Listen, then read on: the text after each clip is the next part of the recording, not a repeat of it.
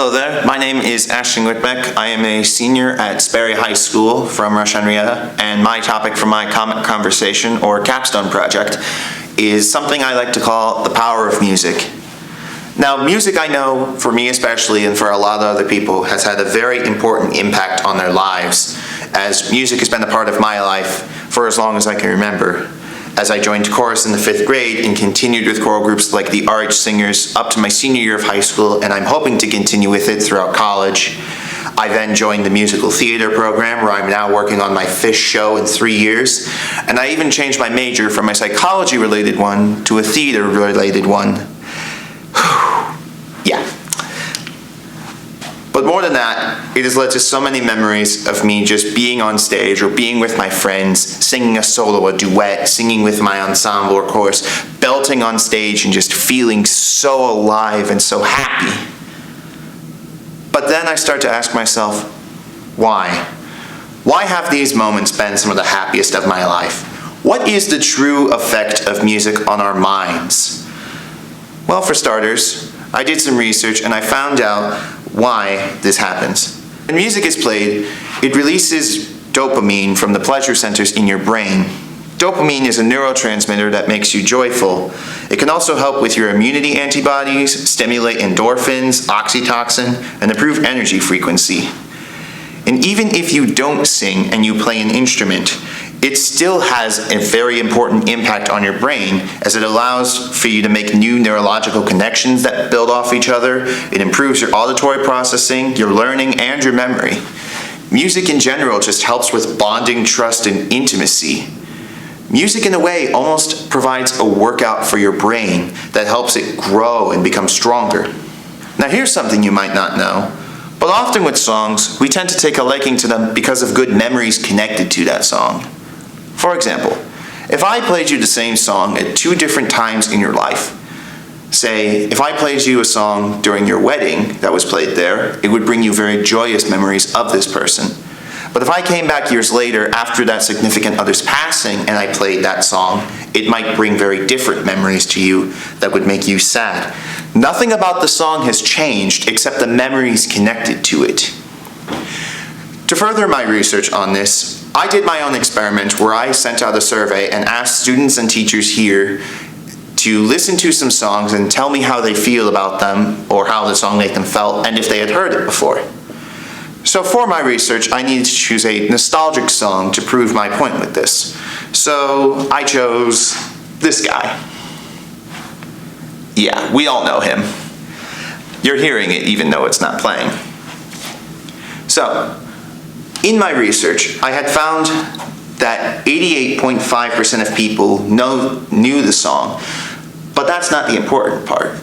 What's important is the survey of people who liked it, as people who say they didn't like it said it brought back memories of school for them, which did not make them enjoy it as much, or how the song was annoying because of how often it was heard. Believe it or not, most of those responses were teachers.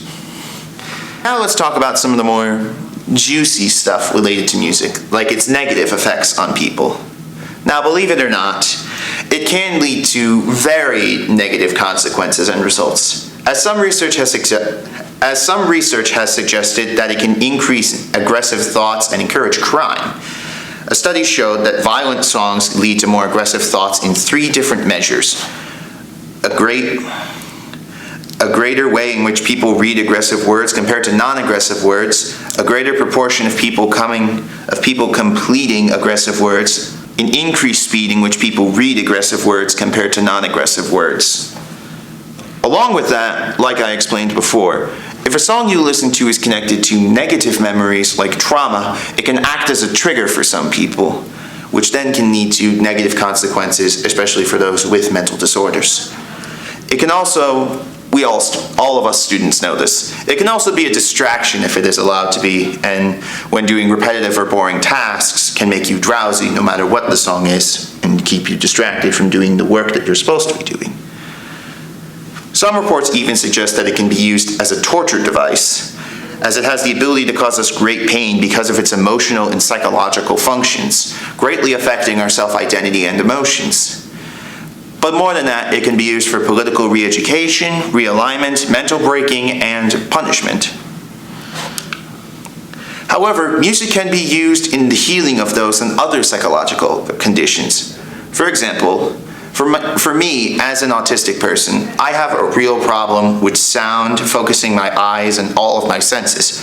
My eyes wander around, so I can't stay focused on anything. My mind is always active and thinking about things completely unrelated to what I'm supposed to be doing, and my ears wander to every noise around me, so it makes it hard to focus. But with music, it allows me to focus and control my senses and myself so that I can do my work and such properly.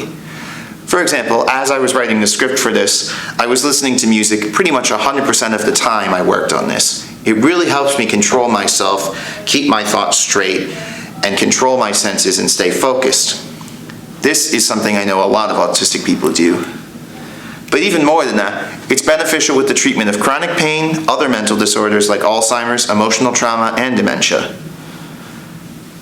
A very interesting case of this is with a man named Nathaniel Anthony Ayers.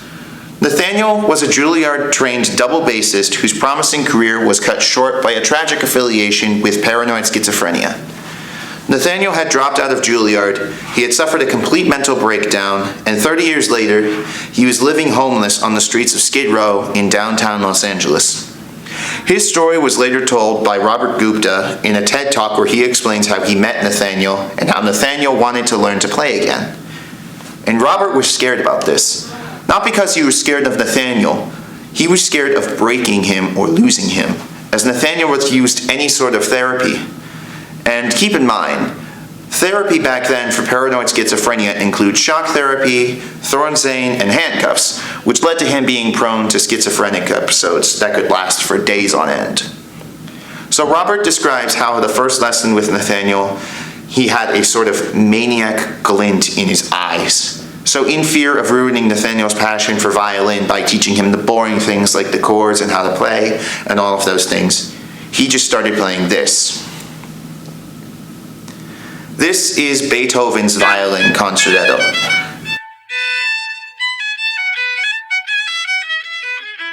And Robert describes it as if a switch had just flipped in Nathaniel, as if all of his schizophrenic demons haunting him had just disappeared, and how he got back into playing that instrument, how music became a medicine. Music was his sanity. And now today, Nathaniel is back on his feet and performing again, thanks to the enchanting power of music that he was reminded of. It's very interesting to me, as I was researching this topic, to see firsthand and hear firsthand the power of music on people that almost gets overlooked. I've now seen and heard stories of music moving people and saving lives like it did with Nathaniel. But more than that, this research I've done has helped my love of music grow larger than it already was, as well as expand my Spotify playlist. So I encourage you, try listening to some new music, or listen to more music. Challenge your brain to listen to more music, or listen to new music. Let it play in the background as you're doing something, like vacuuming your house. Like Robert Gupta said, music is medicine. Music is sanity. Thank you very much.